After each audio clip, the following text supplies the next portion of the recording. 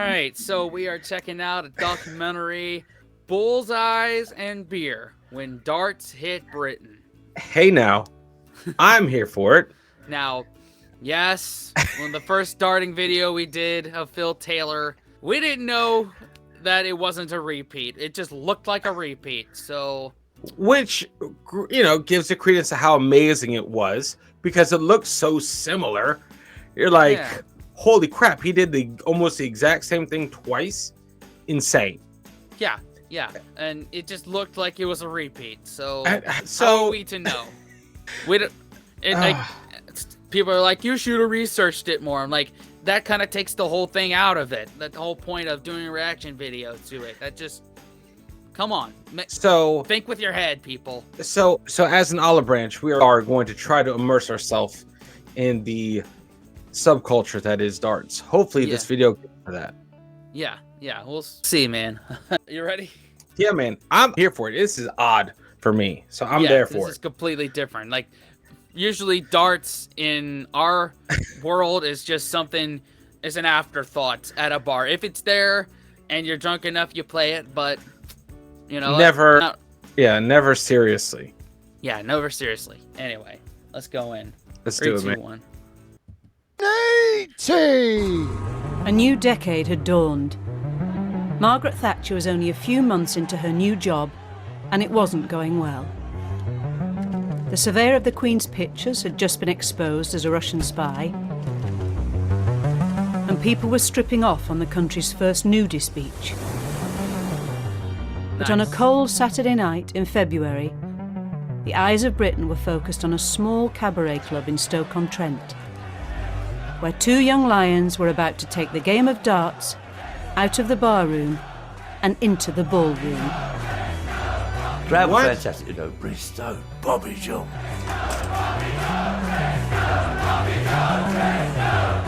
Bristow, Bobby, George, Eric, Bristow, but well, that never happened in darts. It's like having a ringside seat at the Coliseum.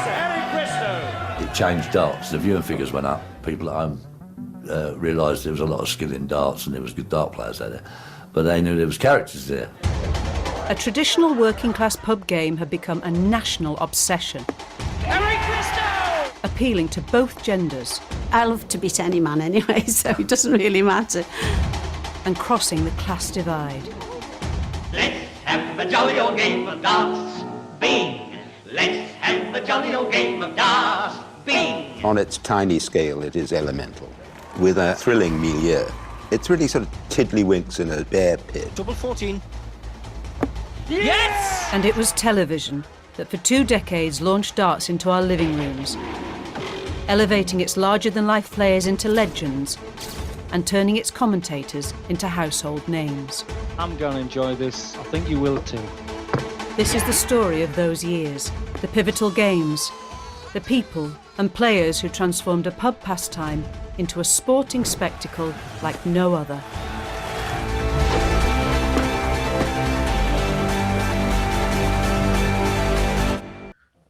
Wow. Okay.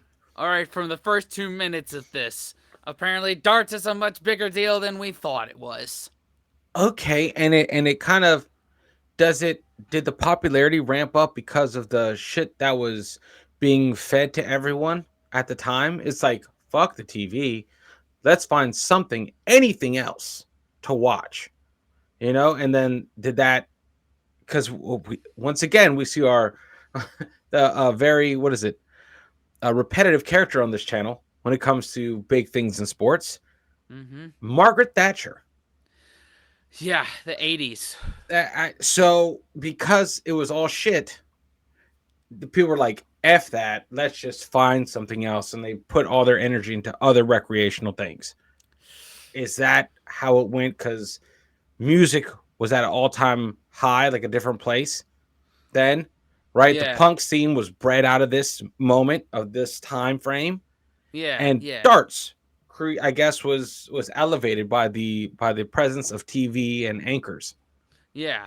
Taking it from the pub to the TV. Yeah. Like, okay.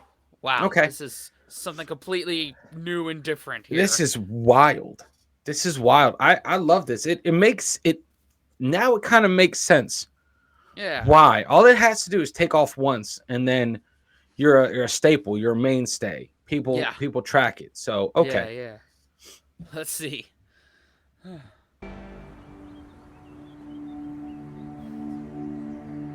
Darts has always had a reputation as the people's game. It's a working man's game. It's a poor man's game. It's a play of their jackie on. Not because they was cold in the pub, they just couldn't afford to anyone nick their coat. But as the 1970s dawned, this poor man's pursuit was beginning to take on a different image. Here in the pubs and clubs of the Rhondda Valley, there was talk of a darting prodigy who was single-handedly changing the face of the game. This eager, restless crowd has paid 50 pence a head to fill this cinema hall in South Wales to capacity. But they're not here to see a film, nor are they here for bingo.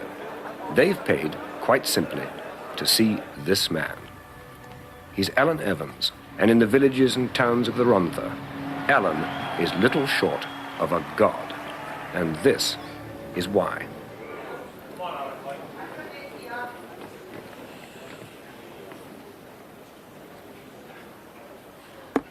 Alan Evans would say what he was going to do, and he did it.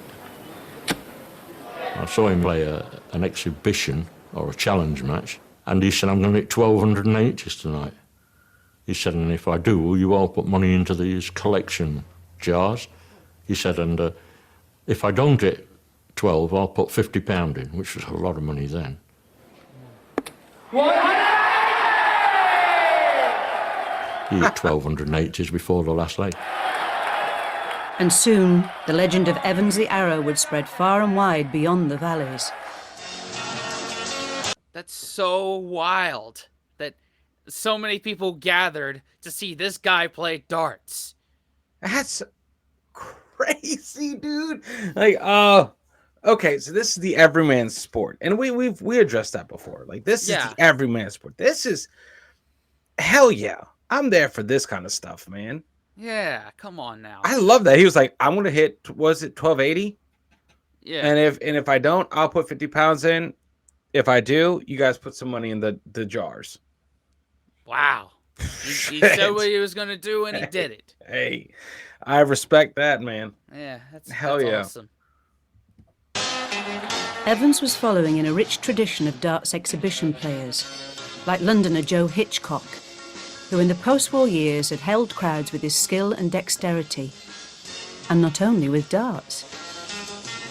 It's a tribute to Joe's wizardry that there's no shortage of volunteers to help him demonstrate his skill. And if Hitchcock's sideshow trickery seemed a cheapening of the proud art of darts, then it was actually much closer to the game's origins than you might think. The origin of the modern game of darts is traditionally lost in the mists of alehouse smoke. But what happened in the mid-Victorian period was that fairground showmen brought across to Britain a traditional French game called fléchettes. The implements you would use were these little items, imported from France in great numbers, just made of wood with turkey feather flights and a point. So these would have been used in fairgrounds for a period of between 80 and 90 years.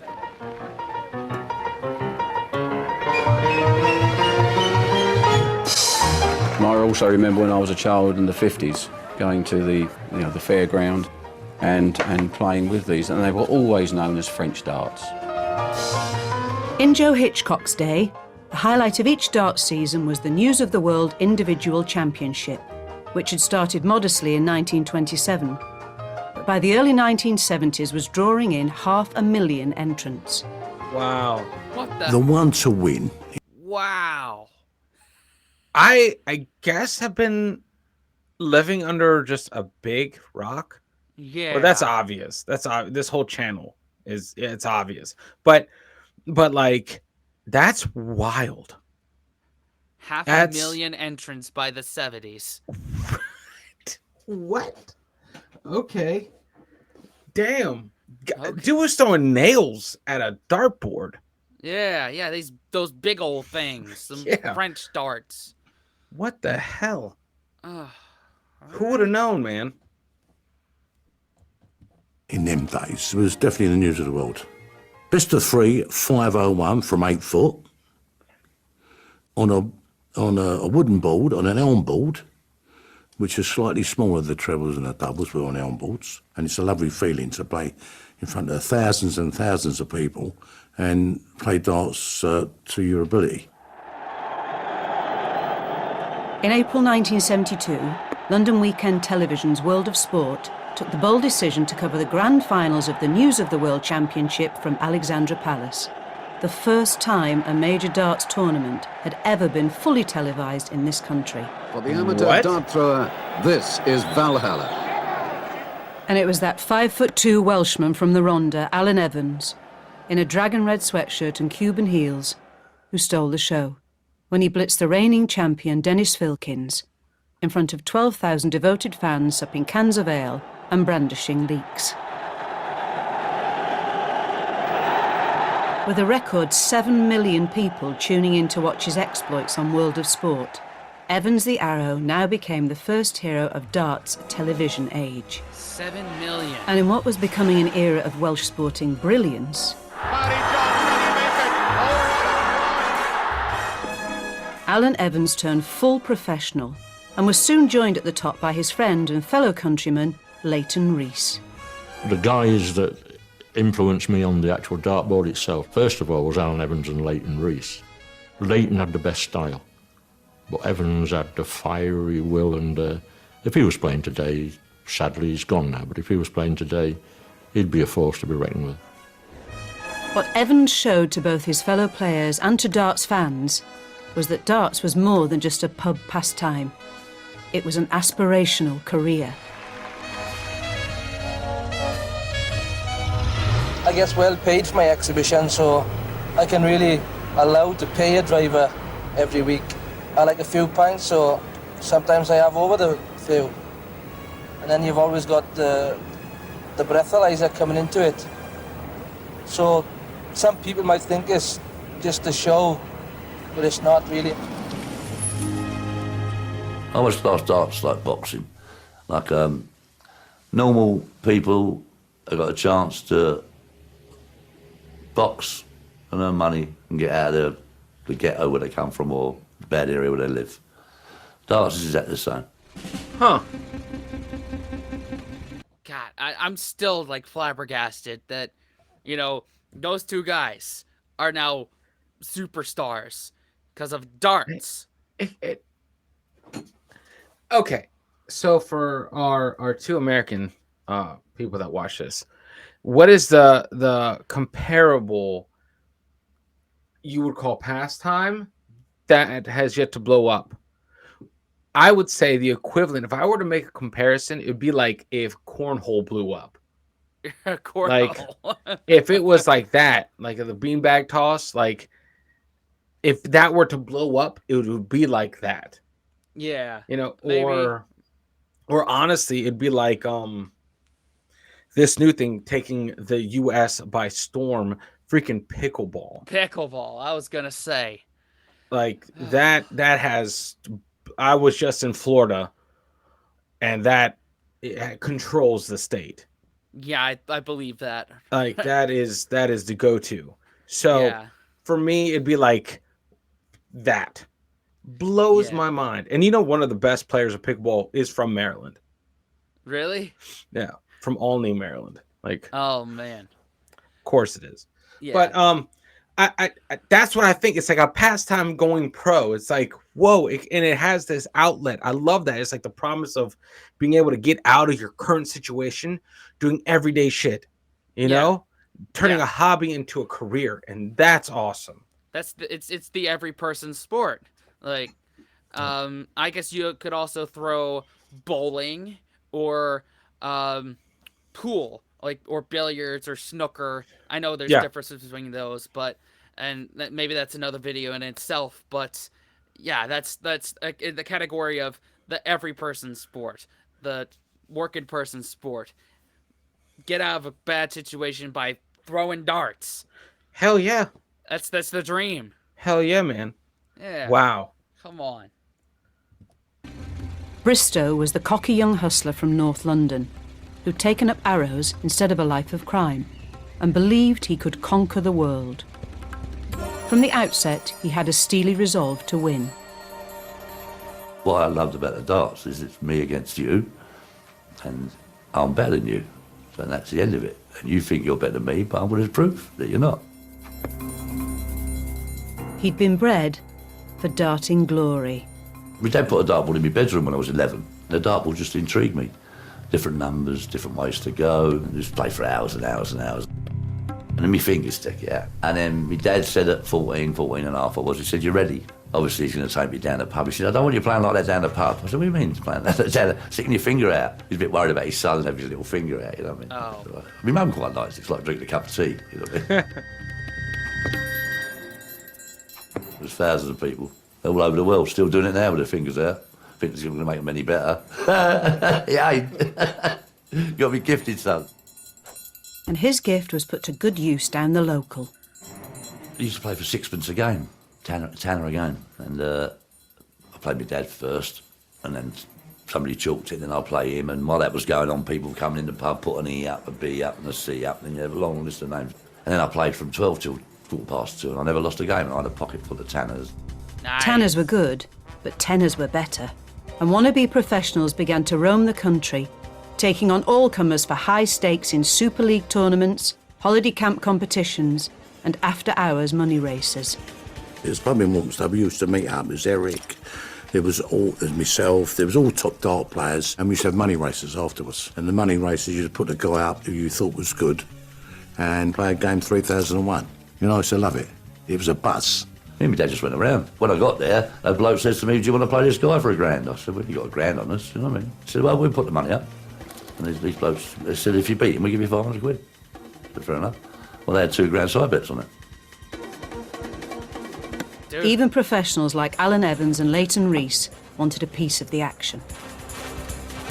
My introduction to the big league, if you like, was playing for Leighton Rees at Mardy Workmen's Hall. As much as £4,000 we were playing for. Not our money.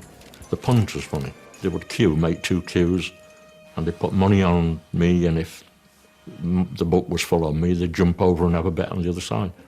That's how it all started. Whoa, this is intense. Like, there's the initial bet, and then there's side bets, too. Man, it's like... It's like a casino. It's gambling. It's gambling. It's what it is. Oh, man. Oh, man. Like, it's gotten me thinking, okay, where's my local darting league, and how can I get it on this action? That's something right there. I can see it has the infrastructure. I can see it from very early on. It has the infrastructure. It has the draw. It has everything you need to become a staple. Yeah. Of culture. It has that staying power. Right. So that's it. The sport, the hobby. Well, because it's a pastime before it becomes a sport.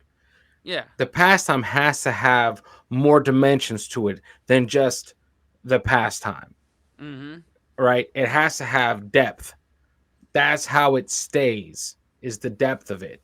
So. Yeah. Once you start getting bets behind you, once people start making money, you have the winning ingredient right there. Yeah. You, good God, man, this is wow. Especially if you get high rollers in there betting on the sport. Guess what? Guess what they're going to start funding darting competitions. And they're not going to let their cash cow be silenced. Shoot. All this might suggest arrow slingers wandering from pub to pub in a lawless world of darts. But these shootouts were taking place in the most regulated period the game had ever seen. And this was down to the British Darts Organisation, a new governing body set up in January 1973 at the London home of businessman Ollie Croft. I had ambitions of doing what we were aiming to do. We had 2 years of meetings in this room with delegates from these different counties. We started off with 10 counties, and the following year we had 20, and then 31, then 43, went up until we finished up with 69 counties throughout Great Britain. Another man who shared Ollie's vision of a big future for the game and had marvelled at Alan Evans' darting prowess on World of Sport the previous year was a young documentary producer from Yorkshire Television. His name was Sid Waddell, and what he witnessed that day convinced him that televised darts was the coming thing.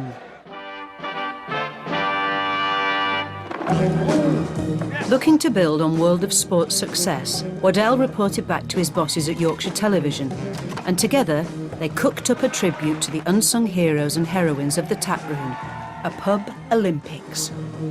Now then, today the Grand Prix of the Indoor League, men's darts. I watched the Indoor League when I was 16. I used to play with my mate Eddie Racing in the pub, and it come on at 1 o'clock in the afternoon. I said, bloody hell, darts on TV. So this is Evans. Dude, the Pub Olympics. That's brilliant. Sign me up. I can't play none of those sports, but where is there a competition for chugging beer, eating a bunch of wings at the one time? That's more my pace right there. I don't know. I highly doubt it, but that would be awesome. Yeah, but then that's probably that's a separate thing. Eating competitions, like that's already spoken for.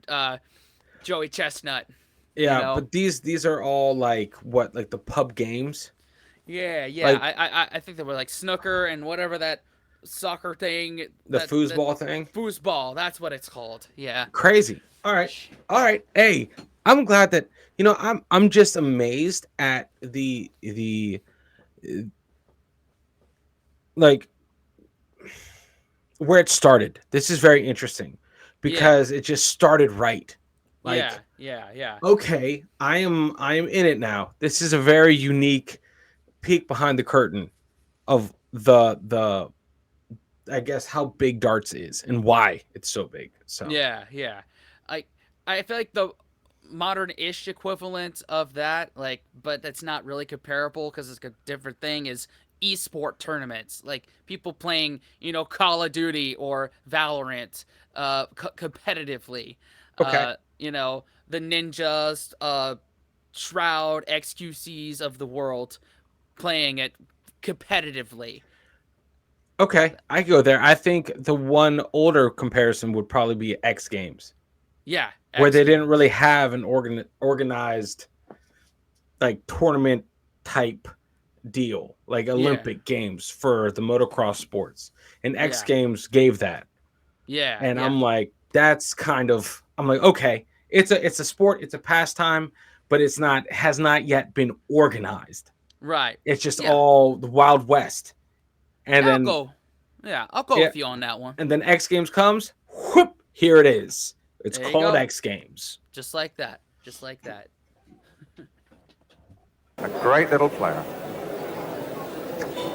He wants double top, and I must keep my big mouth shut. And the people that were coming on TV, I'd beat for money. Most of them, you know what I mean? And some of them wouldn't play me again. So I said, how the hell do I get on there? He soon got his chance. 180! There we go. I always remember being on it, and this one year they put up £180 for every 180 scored. And Eric Bristow and myself were pretty good friends, and we said, I think we'll share that. And they hadn't got enough money to pay us. I think Eric at about 15, I'm not quite sure. I contributed, but not as many as Eric. The Indoor League may have come across as a sweaty celebration of all things male, but it also showcased the ladies' game. If you think that all a woman should throw is spuds into a sink, then just keep your eyes peeled on these two. 150 quid on the end of this when they get to the final. The first major televised darts competition for ladies. And really these girls have shown an awful lot of skill and expertise. When it came on the television, that was really something else. We're all glued to the TV to watch the ladies dart. And of course you think, yes, I could do that, Maureen Flowers was to blaze a trail for ladies' darts during the late 70s, captaining the first England ladies team and also giving the men a run for their money. I could bowl my own with a good man play. And to actually beat the professionals was wonderful. Absolutely wonderful. I love to beat any man anyway. She beat loads of them. She was that good. She used to beat all these top players abroad and that. All the men respected her. You know what I mean? You didn't want to play more in. And whilst the ladies' game was That's getting off the awesome. ground, the men's game was positively soaring, attracting sponsors and a steady stream of new tournaments, offering... I mean, that goes back to the whole, this is the every person's game. Yeah. It doesn't matter who you are, male, female, probably Yeah, doesn't matter what it- skin color, how much money you make. It like anybody can do this. It leveled the playing field because you're not, because hear me out on this. I need your feedback on this. I want to go off on a little bit. I want to put it out there, and if it doesn't work, we'll fix it, right? We'll fix it, right? Here we go. Okay, here we go. I would call these individuals sportsmen, like in the universal word, sportsman, right? Yeah. Not athlete. It's different. Yeah. You got your footballers, your all that. Those are athletes, both women and men, right? This is a sportsman. Anyone is there. It's different. It's like skill. It's like a skill based, like up here based, and muscle memory based, not strength or agility based. Right. So this was awesome that you had, like, I guess then, footage of women competing at a very high level with their male counterparts. And I love that. That's awesome. And that's like, if that's just, it's before its time. It's like, dude, huge, because you couldn't watch that back then. Yeah. And They had weren't doing sports then. Yeah, they had the idea to televise this thing, and that was a genius move. Yeah, man. And now they're talking about big sponsorships for this. Like, come on, man. I'm just looking at this right here. It's like 20,000 pounds plus 12,000 to be won. Come on, This sign is a me up. legit start right here, dude. Yeah. All Back right. then, that was a lot of money. As we Man. learned from the Dipna videos, apparently that's a lot of money. Yeah, Woo. man. cars and big cash prizes. And cars. Cars. Televised darts still pose the eternal question: was this a sport or a spectacle? But in 1977, one BBC sport producer realised that all it needed was the proper treatment. The snooker had started to take off, and the controller, Aubrey Singer, said to me almost as a joke, "You haven't got another sport like that, have you think could do well?" And I said, "Yes, the darts." So he looked at me, because darts to him was, here you go in the pub, and saw I was serious, and said, "If you're serious, I'll give it a go." So I said, so he did. And I rang Ollie Croft up and said, "Have you got a world championship?" And he said, "No." I said, "Well, you have now, because BBC Two will cover it." And we worked on it from there. Hey! Look at that. The first Embassy World Darts Championship kicked off on the 6th of February 1978 from the heart of the Midlands nightclub in Nottingham. The winner stood to net £3,000. Cameras now took viewers far closer to the action than ever before, but for all the skill on show, filming it posed tricky problems. Darts is probably the hardest sport to film. It's fast, quick. If you drop in concentration at all, you're down amongst the dead men. You're going to miss out shots and doubles. It takes a lot of concentration. And certain players' styles proved hard to capture. Double 18. Yes, he's done it. You got Kerry Morgan, he looked like he throwed hand grenades at you. I mean, the style was unbelievable. He beat me in the British professional final, right? And I'm going like, "Son," he's going 26, I go, "Son." I thought he's easy, go 180 like that. He used to put you off. He only done me. Nick Hunter, directing the live feed in the scanner truck, felt that a vital ingredient was missing and was determined to show the players' faces. Darts has been covered largely with too many close-ups of the board while the player out of shot was throwing the dart. I can see why that was happening, because if you cover one shot for a throw, one shot for the board, one shot, it's sort of 6 shots every time a player throws his 3 darts. If they're fast, it's, you know, the viewer at home's watching shots. And after 2 days of it, I thought, this is no good. And apart from my finger, which was almost worn down to the quick, because I was just cutting backwards and forwards. And I was wondering how on earth I could stop this cutting. There were viewers complaining, and you know in your bones it's not working very well. So we had a bit of a meeting, and in the end, cameraman said, well, why don't you split the screen? Game on. So dare one say it, he ought to be favourite because he gets the first throw. And on the split screen, you can see the face, you can see the board, and it made all the difference. It made it easier to cover and better to cover at the same time, which is quite rare. Yeah, right there. Right there. That's the winning. That's how you do it. And I don't think much has changed since. No. Like no. this is like when I see this split, even without the dartboard, it's the dart setup. Yeah. You know, like that just makes sense. I don't know. I don't know what it is about this. It's just perfect. Yeah. And so they cut their teeth on that. Wow. Yeah. I don't know how you can improve this. I mean, there's part of, you know, getting the shot of the guy with the crowd in the back. I mean, that's, yeah, I'll go back to it. Like, there's not much you can improve on when it comes to this. This is 100% the right way. Oh, wow. Yeah. Oh, yeah. Oh, yeah. 100. You could watch a player start to lose it. 60. Or the opposite, if you like. You could watch a player gradually realising he's getting in control of the match. And that's a precious part of that split screen. And as well as transforming the look of televised darts, Nick Hunter was also to unleash a new and unorthodox commentator on an unsuspecting public. None other than the producer of the Indoor League, Sid Waddell. His enthusiasm and his knowledge of the game shone through, and I gave him a go. But a right hole in it left himself a double. Waddell was an enigma, a Northumbrian miner's son who'd won a scholarship to Cambridge and brought his Geordie exuberance to his commentary, which was full of puns and pumped-up scene setting. There was less noise when Pompeii was swamped in lava. His legendary one-liners would endear him to darts fans and players alike. He dug deep into it. He just didn't come along and just commentate. He felt for you.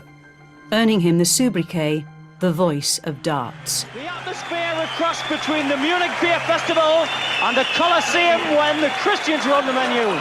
Sid needed a bit of controlling, really. He'd come out with the odd remark which would shiver me timbers, and I'd have to go out and have a word with him. And we had a battle or two. I think we were both right, really. He wanted to lighten it up and do it his way, and I didn't want him charging around like a bull in a china shop. To see Leighton Rees beat John Lowe in the All right. I was just gonna say that's funny right there. I love that. Yeah, and you know, that's a key ingredient of it is having a good voice and you know, a great commentator to tell the story. You gotta have the personality behind the channel. Yeah, it's like the John Madden of darts. Yeah, perfect way to put it. But yeah, I mean, and in reality, both are right. You know, you got it. You can't have him charge around like a bull in a china shop because he'll step on everyone's toes. Right. But at the same time, you know, need that to increase numbers. So it's like there's no way you're going to shut him up, and there's no way you're going to have him completely out of control. So it's like it's controlled chaos is what it is. Pretty much. Yeah. I love that. Oh God. Okay, I am so here for this. Oddly. We're What getting the into hell? darts here. What the hell, man? I'm feeling it. This is okay. I can see. This is what I wanted. This I needed to know. I needed Yeah. to know the story behind it. Why the hell is it so much of a movement? It's like, Yeah.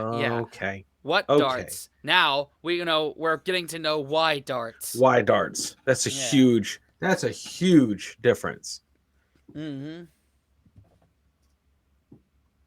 To see Leighton Rees beat John Lowe in the final, split-screen darts and Sid Waddell's colourful Geordie lip had proved a hit combo. Double Dogs to take the world's major prize.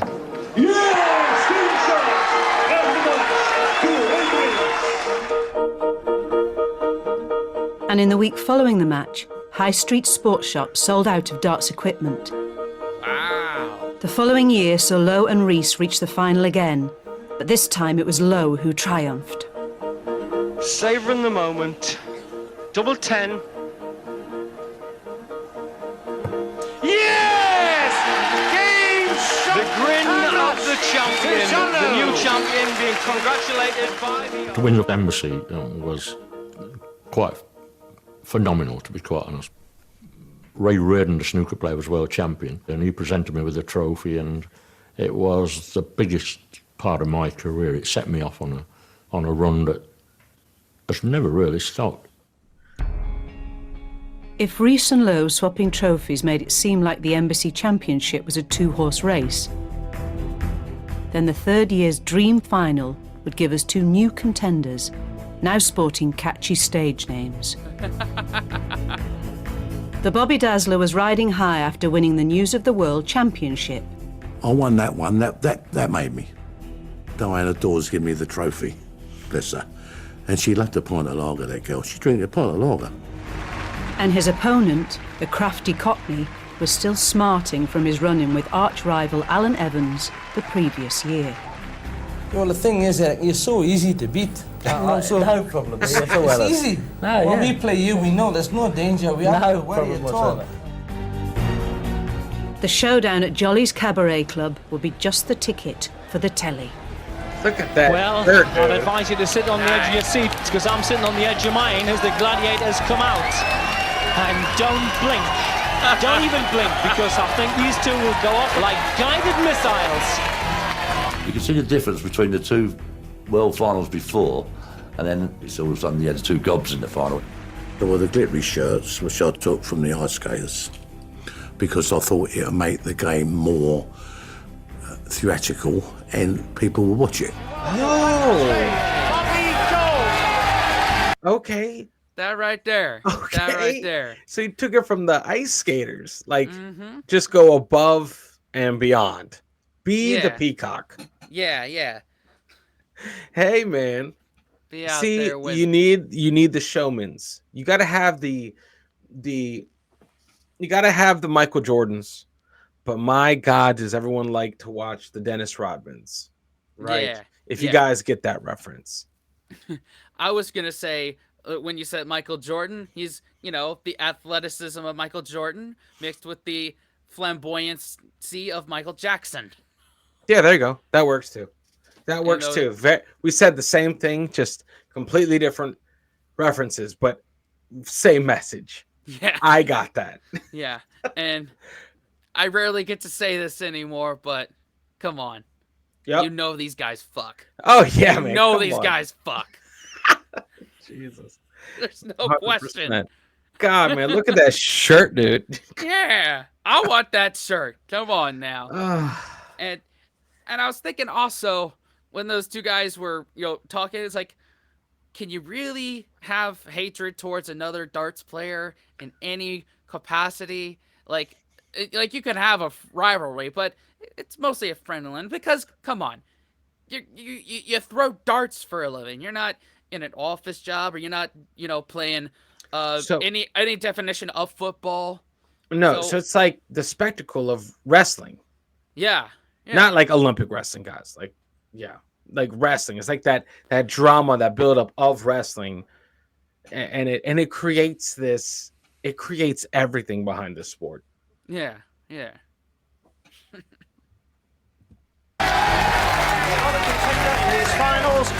Bristow. We got the audience more involved. I was sort of like the good-looking one, and Eric was the ugly one. And he was mouthy and all that, but that's the way he was. He could, if he didn't mouth off, he couldn't play. 4-3 up and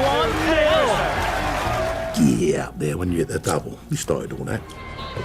We used to wind each other in all the time, you know what I mean? Yeah, but he had B and a G there, and I said, big girl, I'll put another B on the back, big girl's blouse. They was booing Eric at one time, really bad, and I said, no, come on. You know, if I'd known what he was going to turn out, I should have been come on more, you know, but there you are. But for all the posturing and posing, there was still a game of darts to be played. Double 18, fantastic! Double 14. Yes! 2-1! The first half was my half, and I should have kept that up. It was a close game all the way through. It wasn't one-sided. Yes! Bristow 2, Bobby George 0 in the 7th set. He's going some now is Bristow. 180!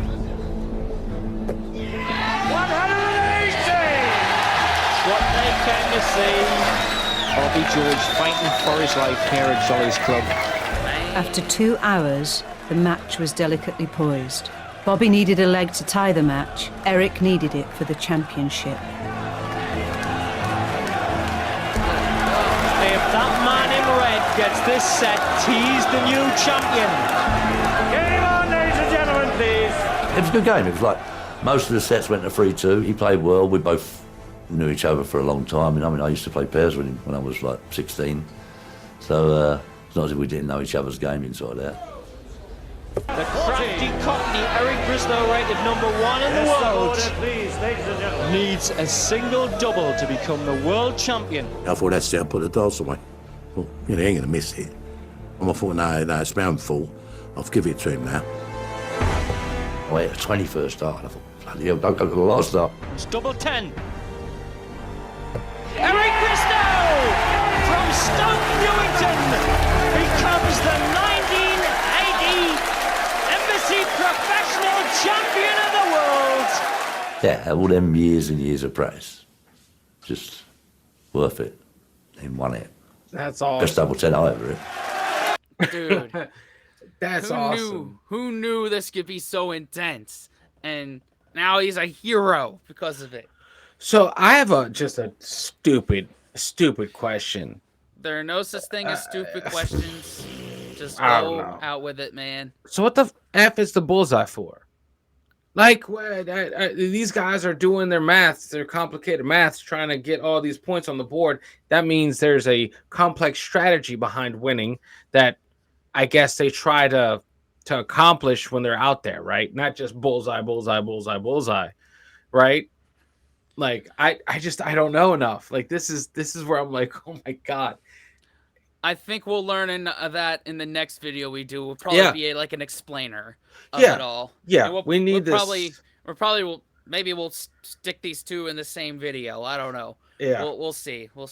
Because it's like he went for the 20. He was supposed to get the double 20. He got the big 20, and then he had to go for the double 10. Why not just hit 20 again? Like that's what I'm like. That's how my mind works. I know we're not going to get those answers in this video. Yeah, I know that. There's people already just in the comments already doing it. Yep, that's why I love the comments. Yeah. Thanks for pushing the video. More than 8 million had tuned in to watch the unfolding drama. The TV close-up had come into its own, and the game was on the crest of a wave. But it wasn't the first time the country had gone darts mad. Anywhere from Mayfair to a pub down Wigan Way, when folks get together, you will always hear them say, let's have a jolly old game of darts, bing. Let's have a jolly old game of darts, bing. First you get a double, then right off you go, but you needn't trouble if you don't know how to throw. In the late 1930s, with the game already the lifeblood of the British pub, darts had witnessed a short but spectacular craze amongst the middle and upper classes. It peaked in December 1937 when the King and Queen paid a visit to Slough Trading Estate, where they took in a darts demonstration. The Queen asked if she could have a go and stepped regally onto the oche. She scored a total of 21. The King felt confident. Single 7, single 3, single 9. He announced his wife the winner, whereupon she smiled and declared darts a very sporty game. This royal endorsement seemed to suggest that darts was for everyone. It became a cosmopolitan fad, with soirees of darts and dancing, and even dart saloons, where you'd be given instruction and have your arrows retrieved by a darting attendant. Increased mobility meant that some of the bright young things were able to travel out to countryside pubs. They would invade the public bar and play the locals at the game of darts and find it fascinating. Put a little gladness in your hearts. Yesterday at tea, Crosby said to me, let's have a jolly old game of darts. Bing! And 50 years... Wow. Come on now. Hey. They had a theme song before it got big. Cool. Yeah. Who knew the heads of state would make a sport popular? I mean, that's huge. Talk about endorsement. Yeah. That wouldn't happen these days. If you found out that either Sunak or Biden were playing pickleball, it would down it in popularity. Oh, the opposite happened in the 30s in England. Yep. God. But that's a catchy tune right there. It is. I hope it hasn't changed. Yeah. Because it needs that theme song. I hope it hasn't changed. Like, I hope they have kept that theme song. Because whatever, man, it's quirky. Yeah, I'm sure if somewhere in the pub, it has to be if you're in a pub and you start singing that, everybody would join in. Yeah. I feel like it'd be perfect. It'd be perfect. Mm-hmm. That's a perfect darts song. Hell yeah! Come on. Years on, this jolly old game still seemed to be a bit of amusing working-class whimsy to the upper echelons. Someone who's being pushed around in most of the papers today, it seems, is Prince Edward. He's really got front-page treatment, hasn't he, for allegedly interrupting a darts match in a pub in Cambridge? Yes, there was the poor chap in with 5 friends in a pub, and clearly they interrupted a very serious darts match. And we all know how important those events are. Thank you for mentioning darts. Jonathan Miller here wants to say something about darts. Don't ask me what. Well, what do you want to say about darts? Well, in fact, I had no remark to make about darts as such. It doesn't really interest me. But the thing that fascinates me is the presentation of darts on television. It's that split screen which you get, which reveals something very fascinating about human behaviour. Have you noticed that when the act of concentration is at its highest, there are very strange and irrelevant movements of the mouth and face, which are absolutely characteristic of each person? 45. The TV cameras had now put the darts player's lifestyle under close scrutiny. Television can make you or break you, really. Especially the close-ups. And all the pints and pot-bellied polyester were easy pickings for a new wave of comedy talent. Come on. Game on. So it's Fat Belly to go first. And it's a good start. Yes! Double vodka. Single pint. They'd done that sketch just after the final 1980. And me and Eric was like an hat pin with a dart. He was right thin, wasn't he? I had a really good physique, so there was no fat on me, and there was no fat on Eric. But because Leighton Reese was, say, chubby and jockey, they picked that. That's the sort of image that they tried to give it. They took the piss out of the game, but I think it backfired on, personally. I thought it was humorous, and it it was wrong, because we're not all like that. It wasn't just the sketch shows that irritated the leading players. I think Leighton Rees is well on the way to another record. That's his 5th point already. The TV took the mickey out of us. They didn't really look after us then. You used to have bad shots on the TV of somebody having a pint and closing in on it. And really, they didn't have a lot of respect for us, looking back on it. Well, we knew that then. They made no secret of what they were doing in between throwing darts or at the end of a leg. So, I mean, you could see it happening. I mean, you don't avoid the shot. I mean, you avoid the close-ups, perhaps, but you can't pretend it's not happening. The image that TV projected of these outsized characters, together with the brash spectacle of the game, was a great stimulus to one of the decade's leading novelists. I'd watched a great deal of it on TV, and we're talking about an era, perhaps early 80s, where, you know, it was a very mercurial atmosphere at these events, where Eric Bristow, who's the biggest sort of rabble-rouser of them all, marvelously sort of arrogant. Double 8 for the set. Game set in the 4th set to Eric Bristow. If the crowd was having a go at him, he would stand waiting to throw, and he would detach his underpants from his bum crack, basically, in a quite a vivid and energetic gesture, which was showing what he thought of the audience, and then the temperature would go up again. Once you've seen Eric, you didn't forget him, did you? You know, I mean, he was that kind of a person. They'd be booing him and he'd be going, come on, I can't hear you, you know, and they'd go crazy. He just loved it. He loved people having a go at him. Maureen and Eric. Man, that just seems like my kind of guy right there. You know, dude, me too. You need to be a character. You're on TV. You need to be a character. And listen, it's the pub life that you grew up in. So you're already used to taking the piss. Mm-hmm. You're like you're already used to that. But then to have this, I guess, your demeanor televised, right? Yeah. I get it.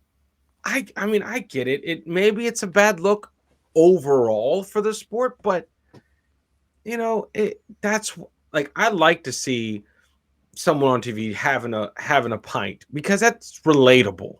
That's remember, TV invaded their work, right? Yeah, they invaded the their home.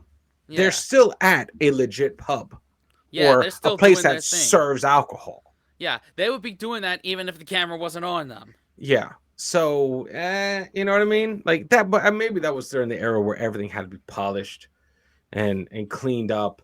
And you can't do that with everyday humans. You can't. You don't clean them up. At least on TV. At least on TV, maybe. Yeah, if social media was around then, this would be big on both YouTube and TikTok. Like, because it's rough, raw, and real. Rough, raw, and real always wins on social media. Yep. And like, which is why this is like right up my alley here. And I'm thinking, why am I focused on losing so much weight? Like, when I could pound some pints and throw some darts. Yeah, come on. That's the dream, dude. Yeah. Are they gonna say that these two got married? I hope next? so. That makes sense. It will be a match made in darts heaven. Yeah, you know? 100%. Yeah. Back it up just a little bit here, if I can. I don't know. There we go, just like that. People having a go at him. Maureen and Eric were now an item. The king of arrows had met his queen of darts. Yep. It was like Burton and Taylor going out, you know. Oh dear, they were the stars of the time. Barrack, you know.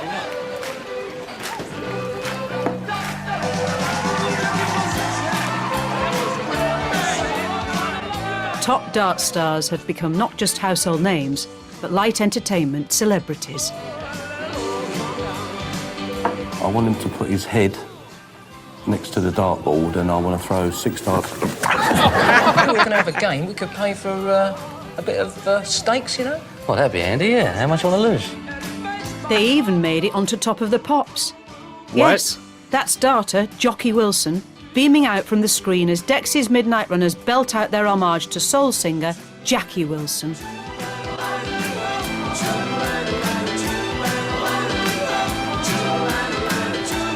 The tension showing on Jockey's face.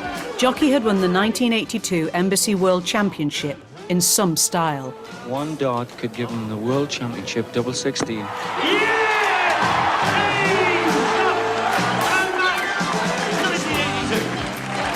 They'll be singing, they'll be howling, flinging all over Scotland for this lad. Didn't he do well? And by the following year, it seemed a dead cert that either Wilson, Bristow or Lowe, the top 3 ranked players in the world, would take the title. But 1983 would take everyone by surprise. Here we go. In my opinion, the greatest game I've ever seen, without a shadow of a doubt. Eric Bristow and Keith Deller. It was magic, absolute magic. Deller was a 23-year-old unseeded qualifier and the first qualifier ever to reach a final. He beat, I think, Nicky Vreshko, I think he beat Jockey Wilson, he beat Lowe, John Lowe. So he's beat the top guys in the world, and he's playing Bristow in the final. Don't get me wrong, beating John and Jockey was great, but Eric was the main man, and if you're going to beat anybody at that time, you wanted to beat Eric in a final. And my hand, I just knew, my heart was pounding. The 1983 World Professional Championship, first set, first leg, Keith Deller to throw first. Game on. The joint is jumping, the scene is set. Bullseye.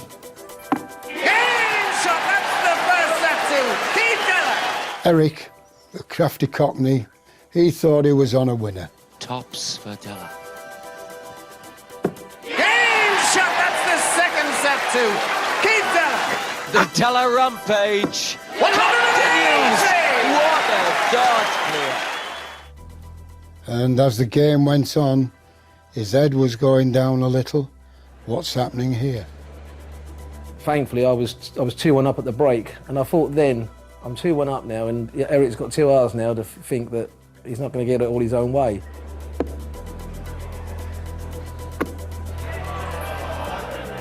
Yes! Oh, there he goes, the old shaker and roll. Game shot!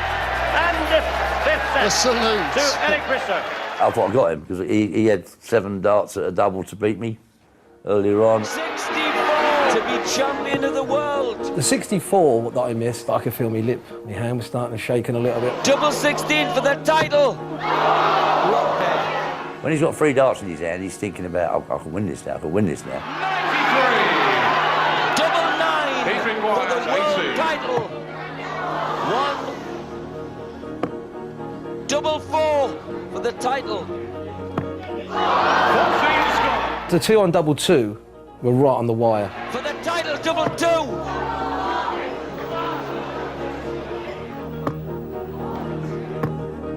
And the one went across the other side of the wire. 2 score. And I thought, Jesus, that was a great chance. Everybody's getting the jitters now. Yes, that's the 9 set to Eric Bristow. And then Eric went, like that, laughing, just to sort of get in my head a little bit. And the next set, I didn't even see it. I lost 3-0 because I was still annoyed. Top, yes! That's the 10th set to Eric Bristow. Rolling, doing a Mick Jagger on the stage. And then I lost the first leg with my darts in the deciding set. And I just said to myself, right, you've done so well, just give it a go. Keith requires 68.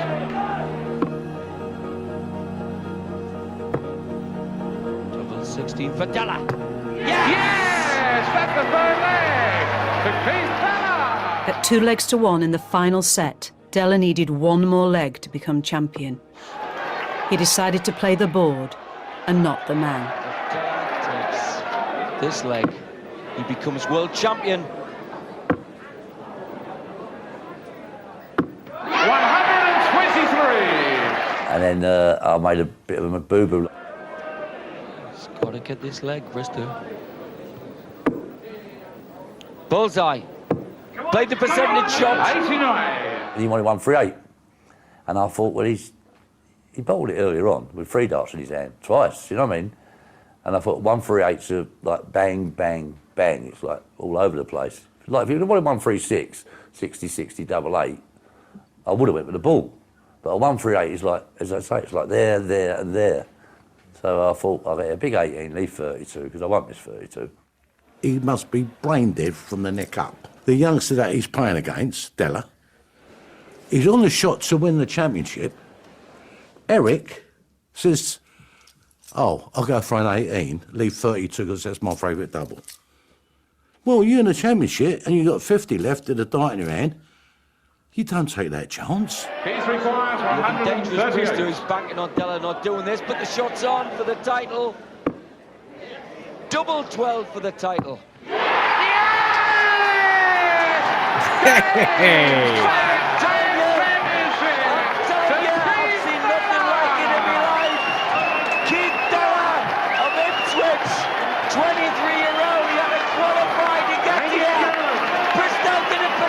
That's incredible.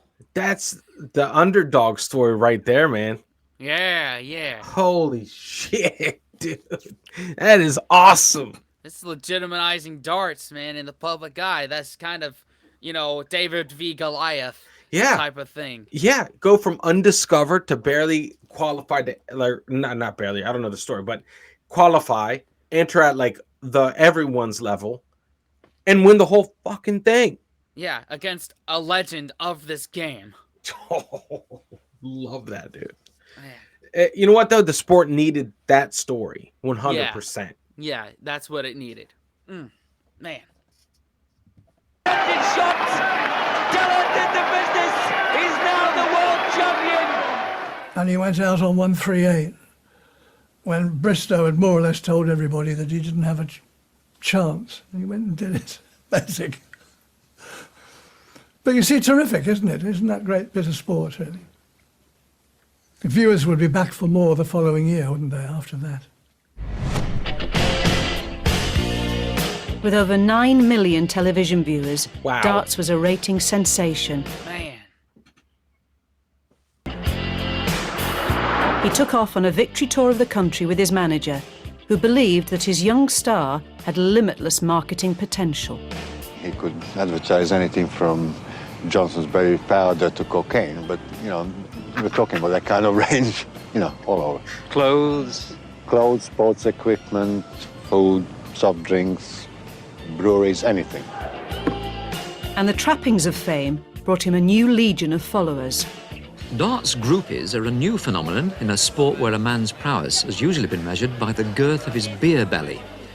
Although it's probably heresy, Keith doesn't seem to mind the attention he's getting from women fans. I just hope that Keith doesn't get big and fat with a because you know you're so lovely, and I've watched them over the year. You know, getting bigger, these guys who play darts. I'll keep an eye on you, I think. Good God. One darts fan. So this guy was basically the Matt Rife of darts. Yeah. Like, good analogy right there. In a world of, you know, not so good looking, beer bellied everyman, here's this good looking guy that comes through and just takes the whole game by storm. There you go. There you go. That, and again, that's what it needed. You know, that's what the you know, I mean, whether you like it or not, it all adds. See, the momentum behind this movement that is darts needed the backstory, needed this layer. Mm-hmm. It needs this rich story, this diverse story, this unique, like, evolution, you know, from its inception to, I guess, at this time. It needs that. It develops the culture more behind darts. Right. Spreads it out to a wider audience there. The man who had been keenly watching Della's rise was Martin Amis. It's the drastic elevation into darts superstardom that made him come alive for me. And he says, I can handle it, you know, publicity, fame, I can handle it. Amis was already drafting his new novel, London Fields. which was to explore the delirium of darts, as he put it. And in preparation, he hung out with Della, half expecting him to be sozzled in some roadhouse, smothered in tattoos and darts mags. I met Martin in Enfield. It was in a wine bar. My wife Kim and I, and he walked in. He said, "What would you like to drink?" I said, "Can I have a sparkling water, please?" He had a pint or half a lager, and in them days you could smoke in the restaurants, and he had a roll up. And he said, "I can't work this one out." He said, "There's you, Slim," he said, "and drinking mineral water. There's me with a fag on." You know, he said, "There's a wrong way round here." Amos was to incorporate Keith's name and fame into his story of a young qualifier's rise to darting stardom. But his character, Keith Talent, owed as much to the author's own experience of the game. A casual darter or arrow man all his life, right back to the bald board on the kitchen door. Keith had recently got serious. He'd always thrown for his pub, of course, and followed the sport. You could almost hear angels singing when, on those special nights, 3 or 4 times a week, Keith laid out the cigarettes on the arm of the couch and prepared to watch darts on television. But now he had designs on the other side of the screen. And it was television, which had elevated the game and remained its lifeline, that now became the architect of its downfall. Oh no. LWT had already dropped World of Sport, and by 1988, the director of programmes, Greg Dyke, decided to pull out of darts altogether, citing dwindling audience figures. The onus was now on BBC Two and its new controller, Alan Yentob. What I would like him to assure the darts public is that they're not being marked down as unfashionable.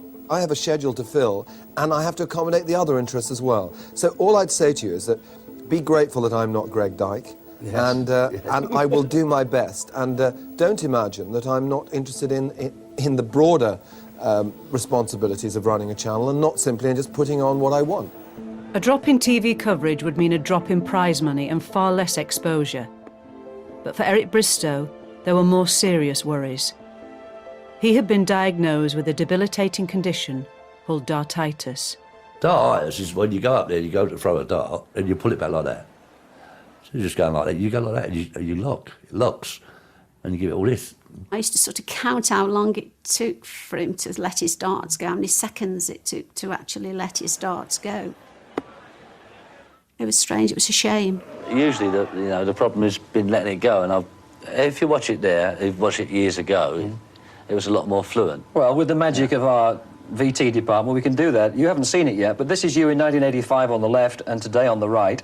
And just watch how quickly you release this first arrow. We've timed it. We think you're about almost a second and a half slower. There it's gone the first time in 1985.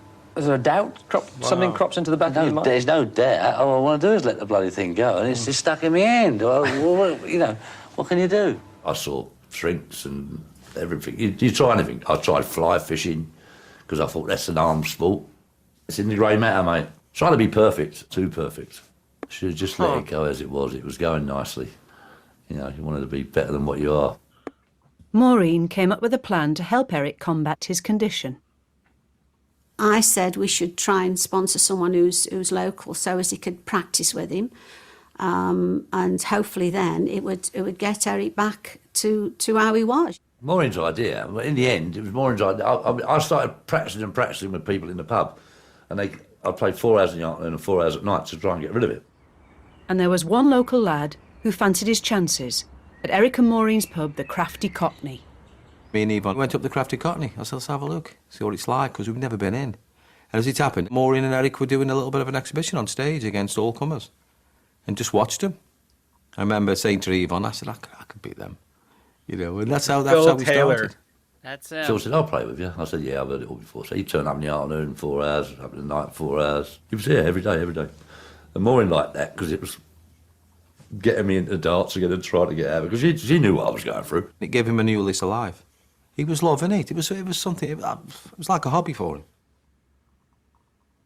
But the hobby became a business venture. In Taylor, Bristow recognised a hunger for success and an iron will to win, and he decided to take Taylor on as his protégé, sponsoring him for £9,000.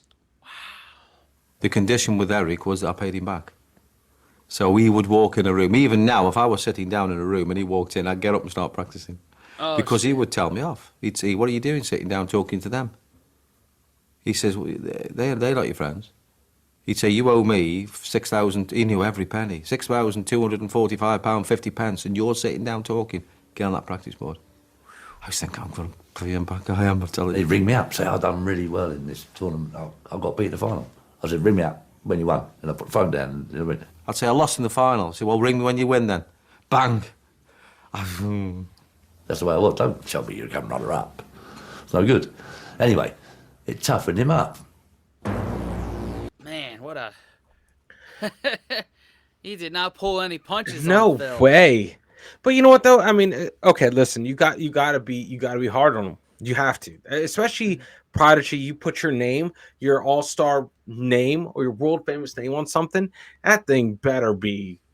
You gotta train him. You gotta break him. You gotta build him. That's you gotta build his character as well as his talent. Yep. Well. It's not just skill. It's not just the skill. Gotta be the whole package. Well done, dude. It had been 10 years since Bristow's reign began, and even hampered by Dartitis, he was still at the top of the game. But there was now a new pretender waiting in the wings. Eric had rang me and said, you've qualified for the World Championships. In your last place to get in. I think I was 32nd to get in. Wow. Taylor coasted through the early rounds before crushing Big Cliff Lazarenko 5-0 in the semi-final. I remember coming off stage, beating Cliff, going into the toilets, crying my eyes out. Eric come in, shut the door, come in. He's crying. We're both crying in the toilet, right? Got the door locked. And I looked at each other. I said, do you know when? He went, yeah. I said, well, what are we crying for then? He went, I don't know. And he won't admit it, but it's true. The big softy. We drew each other the final. He's lay at me, he's taught me, he's sponsored me. Taught him too much. That might be the danger. Can the pupil beat the master? I'm looking forward to it. It's been his little dream. Eric's dream as well as mine. That's right. But tomorrow is his nightmare. It won't be. But I did have that little thing in the back of my mind thinking, right, you, all them phone calls, all that time you told me I owe you money, I'm going to get you now. Thank you, ladies and gentlemen. The 1990 Embassy Final. First set, first leg. Game on. He was absolutely brilliant. He came onto that stage, he took it over, and to be quite honest with you, what he's done for the sport, no one else can do. He's just fantastic, you know. And it needed that. It was at the time when it was needed. Yeah, darts was on a decline then. It took me maybe 6 or 7 times being world champion to make a name for myself. Wow. 7 times. Taylor's rise had taken place against a backdrop of mounting unrest in the game. For the top players, dismayed by the drop-off in TV coverage and prize money and less exposure, it was the British Darts Organisation who were to blame. Where to me? All right, before we get into that, I just want to say that game, that was pivotal. Like the student became the teacher. Yep. At that point, and just obliterated Brian.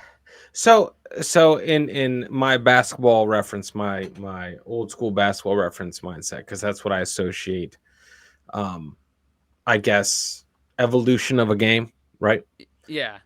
So this would be like the Larry Bird compared to the Michael Jordan, like passing at ish the torch, or the Magic Johnson to the Michael Jordan. However you want to look at it, it's like going from one era to the next. Yeah. And like he said, he had to be at 7 times for him to make a name for himself. World champion 7 times just to be validated. Ridiculous. Yeah. And I think I'm about to get into it here, but I guess my old school NASCAR reference would be Dale Earnhardt to Jeff Gordon and Jeff Gordon to Jimmy Johnson. Yeah. Like Jeff Gordon was like, Brian here, and then Jimmy Johnson was Phil Taylor here. The protege and the becoming better than the teacher here. Yep. Yeah. So, but you know what I mean? This adds credence to the whole entirety of the sport. It adds those layers, the depth. So I like this. I get this. Yeah. I get this. Yeah. Let's see where the British Darts Organization, let's see where they fell off here. With a BDO, and they sent me in as a spokesman for the dart players. And I went in there from representing them, and I said to Ollie, we've got 3 questions. First of all, I said, can you guarantee us more than one tournament a year on TV? He said no. I said, second one, would you mind if we run our own tournaments? Sky wanted to come in, and we had contacts to run a tournament. And he said yes. And then my last question was, okay, if we did run our own tournament, what would happen? And he said, we'll ban you. So I said, thank you very much. That was the end of the meeting. Well, if ITV and BBC were dropping it, there's nothing I could do except settle back. And these things don't happen overnight. You've got to plan it and work through it.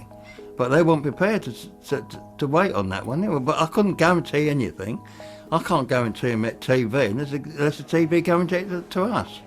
That was it. It was like a standoff. In our eyes, they weren't trying. You've got to set the right people on. Ollie Crofted had it great. Ollie was great, don't get me wrong, but he wasn't the right man then. We needed, professional people. Go out there and try and find it. The band Players, 16 rebels, struck out, and in 1992 formed a breakaway organisation eventually called the Professional Darts Corporation. Since then, these two bodies, the BDO and the PDC, have coexisted, mounting their own rival world championships. Wonder what the parallels of that, these days in golf, there's a split between the PGA and LIV. There's two organizations, and LIV was known for poaching other bigger players and to go play for them. So like NCW or whatever that is, and WWF or WWE kind of thing. Yeah, in wrestling. Yeah, in wrestling. Okay, interesting. Who gets the budget now? Who gets the budget? Because there can only be one. Right. Who gets the eyeballs on them?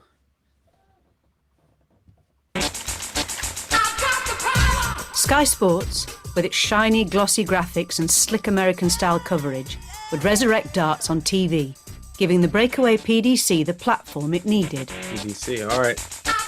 It was great. It was like a breath of fresh air with the music and flashing lights and the models walking on with us, the bouncers round you, the crowd were right there all slapping you. I mean, we got jostled about a bit. It was great. It was like a new beginning. With darts back on the small screen, it's now coming to the big screen in an adaptation of London Fields by Martin Amis. And for one of the film's A-listers, the author had some special advice. There was talk of Johnny Depp playing Keith Tallant's deadly enemy, and I told one of the producers to have him hang out with Bobby George and use his actor's intuition, and that he didn't need to meet any other player. Bobby George would do it. More than any of them, he has that kind of carny glamour. And one gathers that he has lived the darts lifestyle to the full. So I met this other actor, and he was Johnny Depp. I said, it's Christmas every day for me. He said, do what? I said, Christmas every day is Christmas Day. He said, what a lovely saying. Christmas Day is every day for me. Can I use that? I said, use what? That Christmas Day is every day for me. I said, yeah. And he had to say, this bloke interviewed him and said, are you going to win? Win? Of course I'm going to win. It's Christmas every day for me, innit? I taught him to swear in Cockney as well. And as Hollywood does... That's the kind of life I want to live. Man. Every day is Christmas Day. Dude. Oh, God. This is awesome, man. You have no idea. I haven't been this excited for a random rabbit hole in a very long time. Yeah. This is amazing. Yeah. We've got like a minute or so, 2 minutes left, but hey, this, I think, this is our Monday slot now. I am loving this, dude. This is awesome. You and me both, man. Delves into the smoky world of pubs, money racers, and competition darts. The game's most... This was awesome. Hey, I'm glad we did this. Because remember, guys, in the beginning, we're like, should we do this? Yes, I am so glad. So we are doing this. This is our Monday slot now. Put suggestions for individual players. A lot of them were already showcased on here. Individual games, interesting things about it. At least for the next 6 months. I think this should be a good Monday deal. And maybe put down some Amazon links of the best darting kit to hell yeah to have. I'm here for it, man. I can do that right here. Shit. Yeah. It's 8. It's yeah. We have room down here. So hell yeah, man. I'm there for it. Room down here too. I can make it work. You know. Yeah. Anyway. Yeah. Thanks for watching. Somewhere around you can subscribe and watch another video. And what now, Dan? Now unplug and go to the pub and play some darts. You could be the next world champion. Exactly. And we'll see you in the next one. Later. Fellas, we could be that mistake. Let's do this.